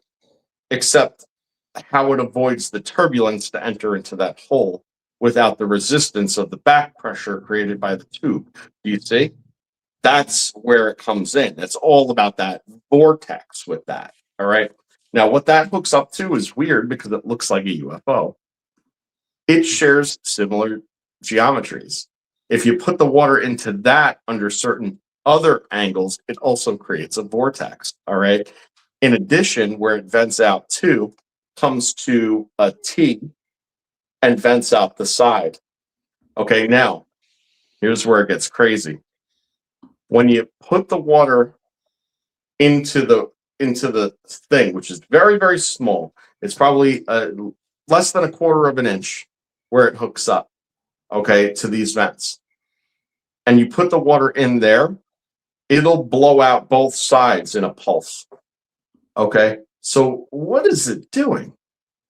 It's changing the flow of the pressure to be able to dispel the liquid. You see, it's pushing the liquid out by creating these different geometric flows that are patterning in different laminar ways in vector differences, and all the vectors are there.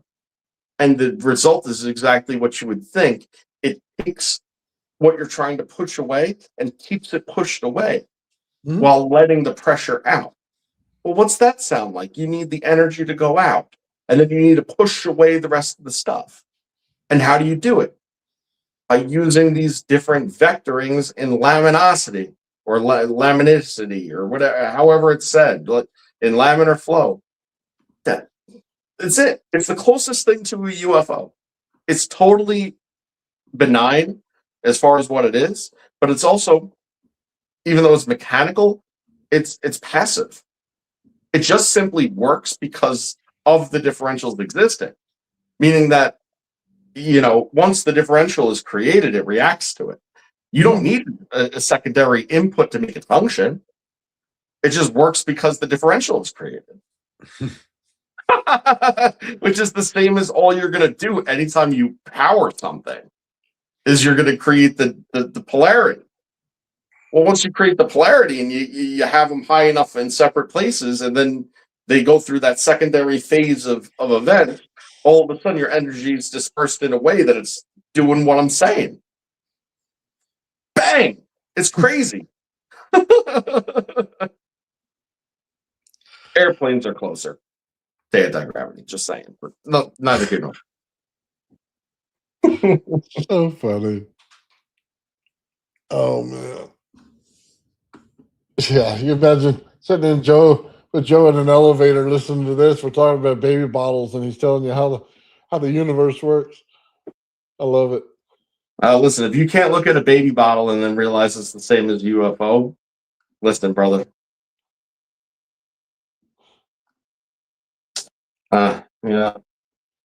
Certain things. There's a reason that I deal with high-end New York lawyers for a living, like, guys that wear like real nice suits to work in high rises.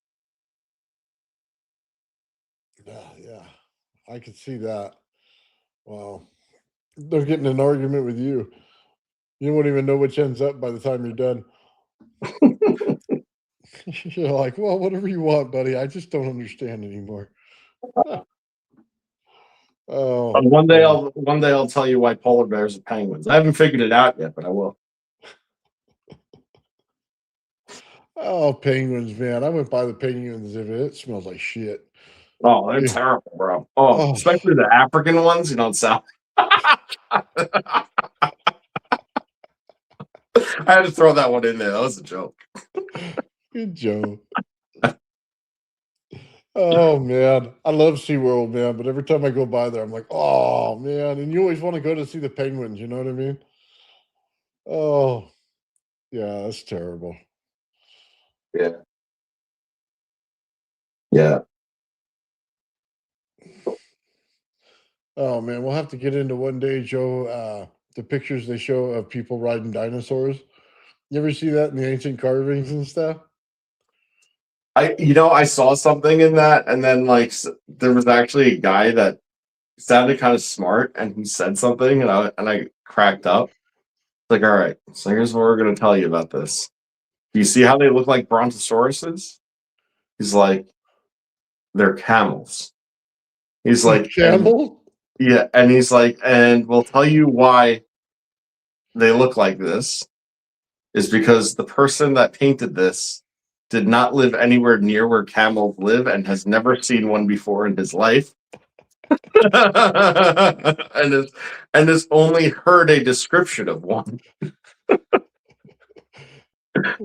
I was like,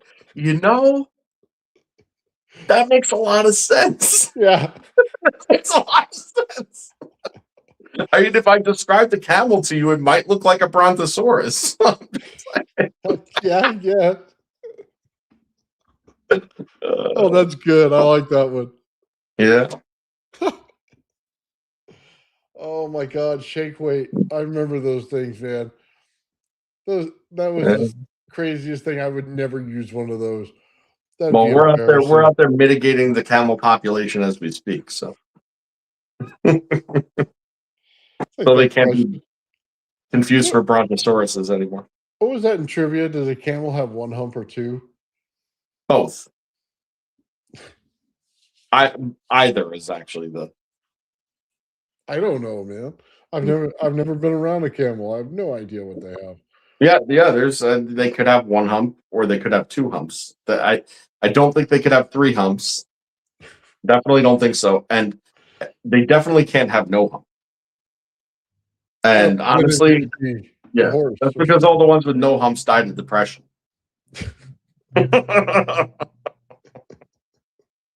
Nice. Oh man. Either that or live to be a happy man. One or the other. I don't really know. They got the fuck out of Dodge. Yeah. With this stuff, man.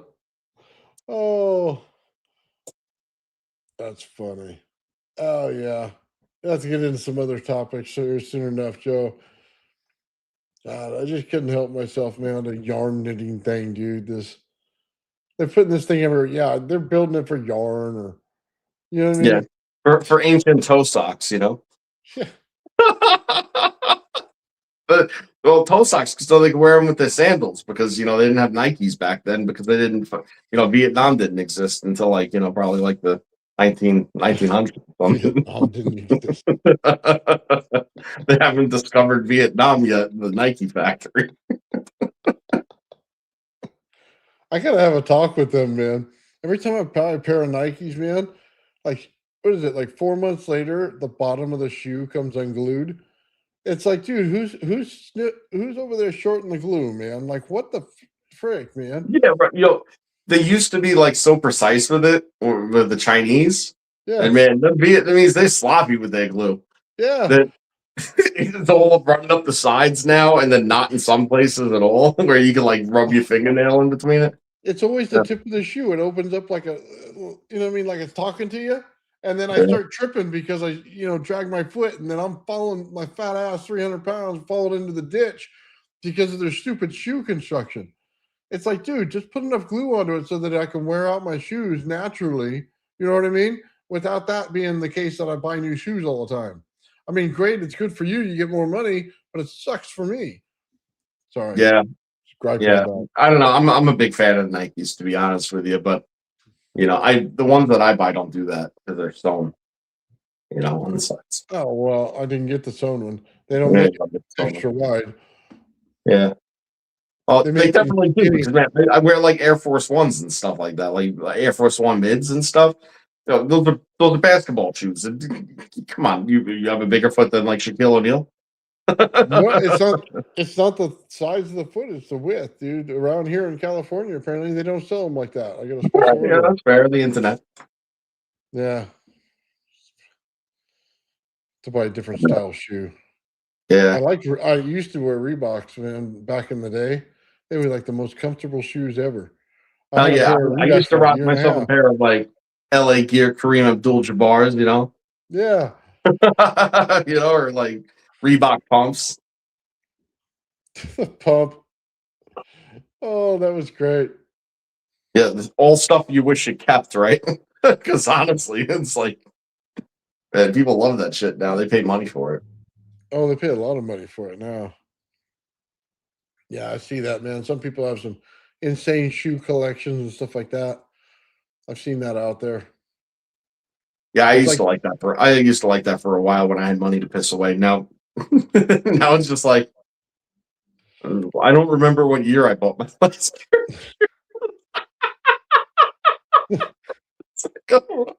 All I know is I got a pair of Red Wing boots. Those last for a long time. Yeah. Unless you get don't ever get the soles hot though. Even though they're replaceable, they will melt. Like I put that on a hot pipe or two, man, and woo, melt right through. Oh, dude, I haven't had like a lot of money for a minute now, dude. I asked for chonies and socks for my for Christmas. You know what I mean? Back like Mm, when Mama used to buy you that for Christmas, and you'd be all upset because there was no money in the house, but she had to give you a gift on wrap, and you got your underwear and you got your socks. Well, I asked my wife for the same thing, and go, man, I need some more of those. You know what I mean? I got a I whole new read wardrobe. that many years ago. Is that if you ever want to tell how financially well a man's doing, is to open up his underwear drawer, and if all of his underwear are new and in pretty good condition, they're doing friggin' good because ain't nobody bought them for him. Not that many, and like they're never going to go to the store and voluntarily buy themselves a pair unless if they're in dire need, and they're never going to buy a whole entire drawer full. So, No, I was like, I guess, that is a damn good point. I guess it is. Yeah, I won't even mention, but yeah, I could use some new stuff again. Oh, I need to get it on my birthday and for Christmas, apparently. Oh man. Oh, Oh, oh, Joe. Hey, I just want to mention real quick on my Bedini project, and then also the Renegade. I'm doing them on the other channel. So for those of you out there that know my other channel, I put it in the top of the chat. Basically, I'm running both of those systems on that channel and doing the investigative work over there. And then over here, we're keeping it the RAV. And then as soon as the gravity flyer comes up, man, we're going on that. And we're just going to keep two separate investigations going on so we don't get, all over the place.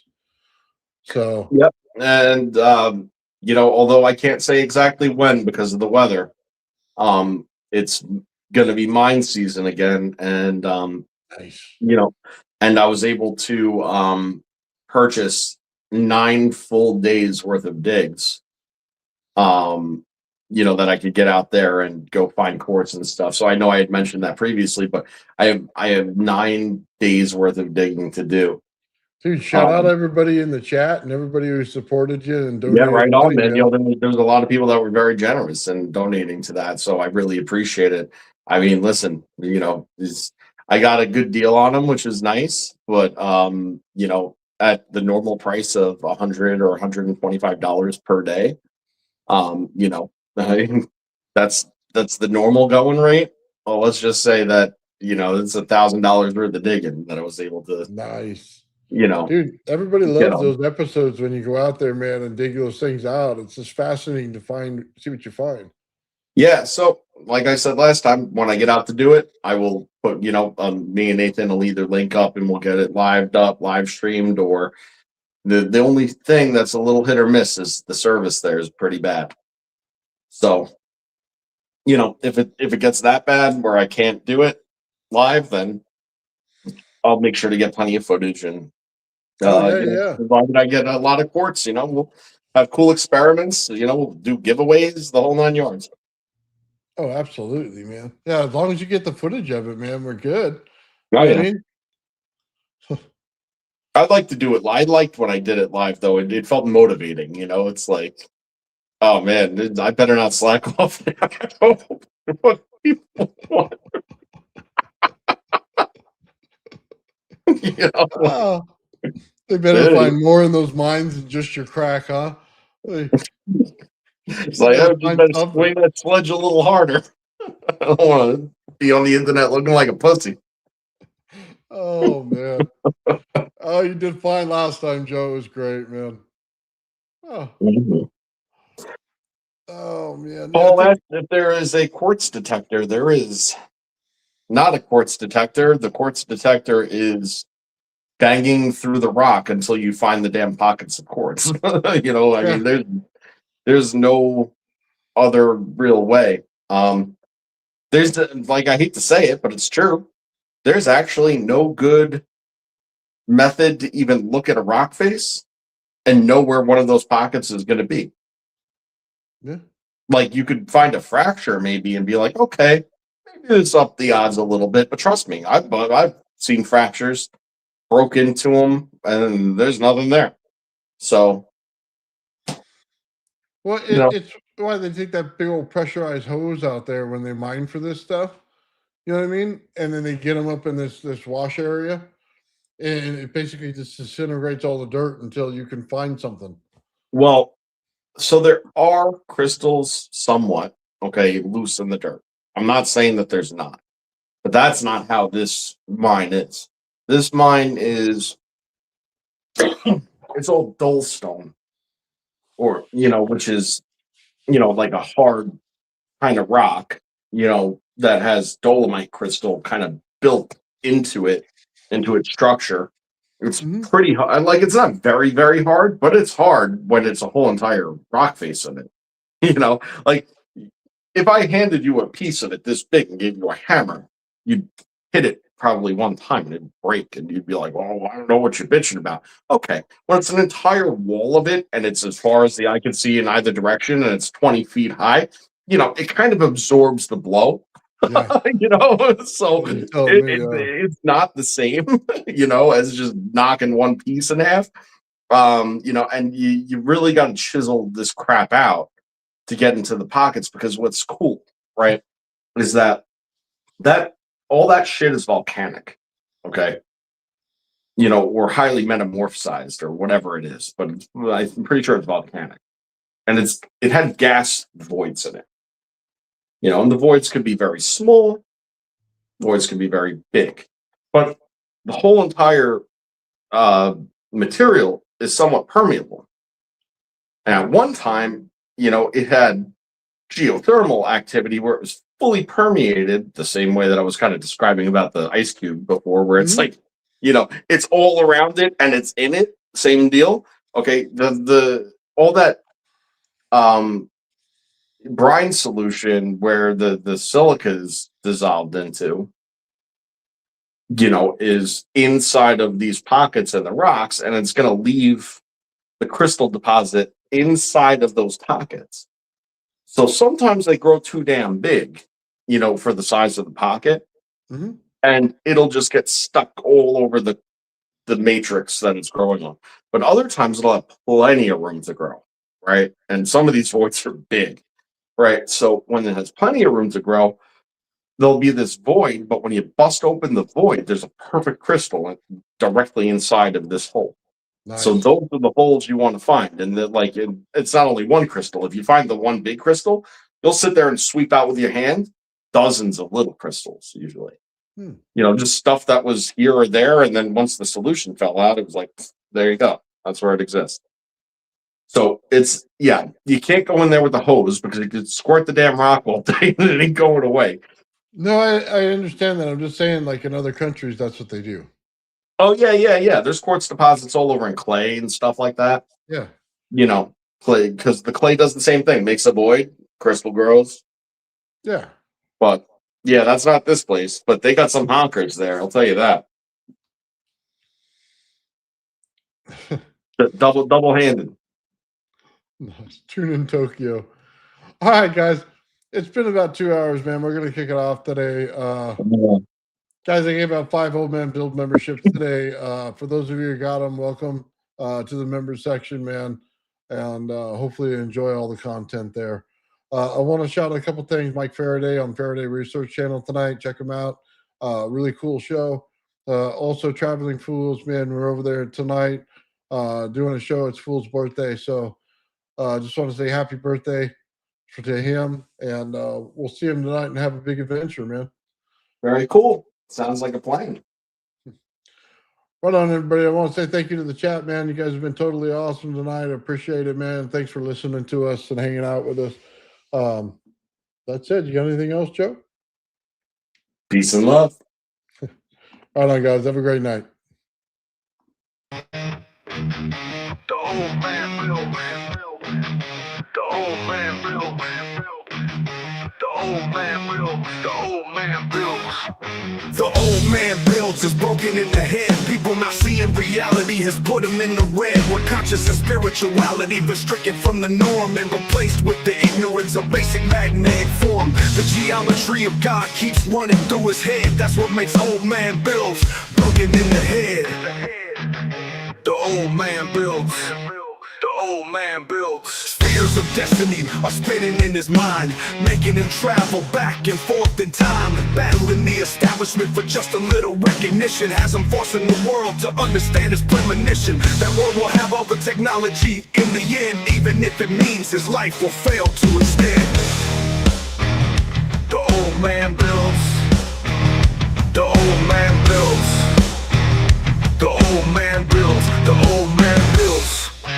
Fears of destiny are spinning in his mind, making him travel back and forth in time, battling the establishment for just a little recognition. Has him forcing the world to understand his premonition. That world will have all the technology in the end, even if it means his life will fail to extend. The old man builds. The old man builds.